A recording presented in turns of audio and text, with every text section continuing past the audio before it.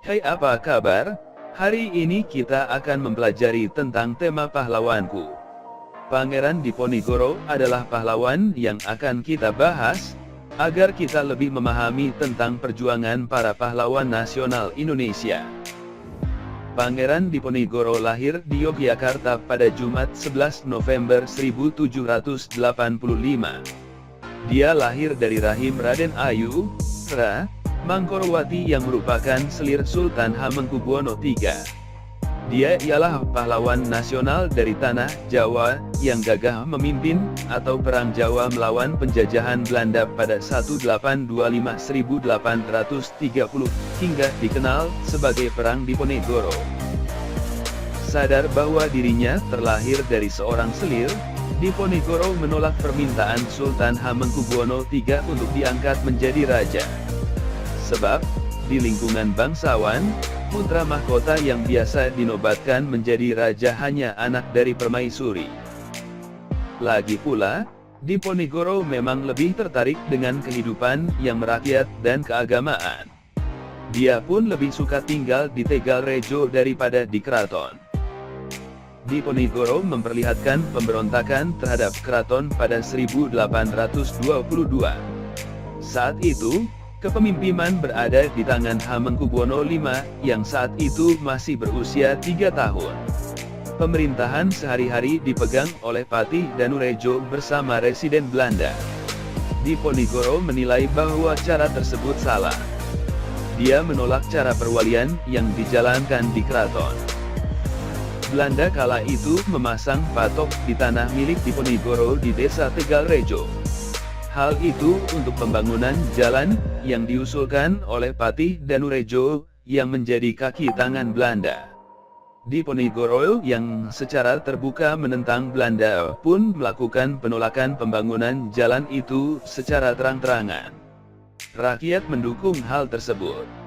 Hal inilah yang menjadi awal mula terjadinya Perang Diponegoro.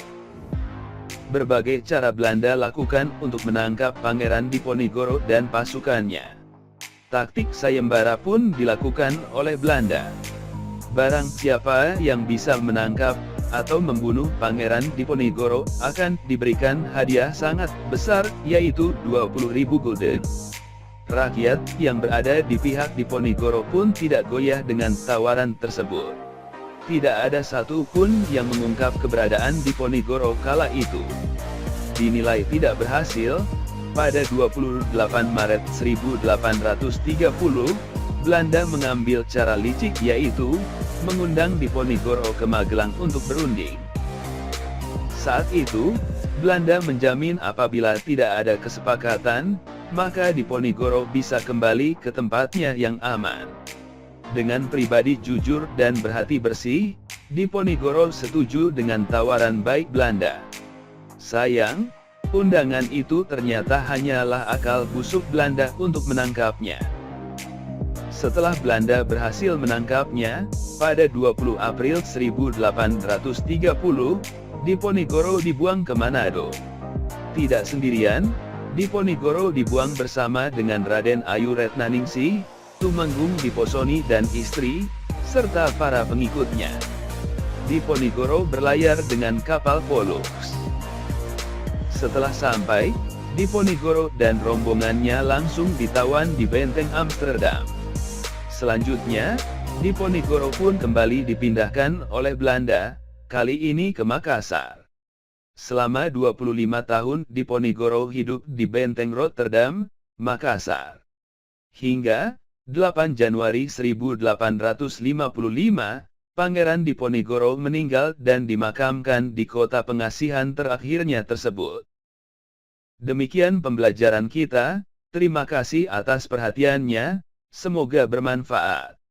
Jika menurut kamu video ini bermanfaat, silahkan like, subscribe dan share serta berikan komentarnya. Terima kasih.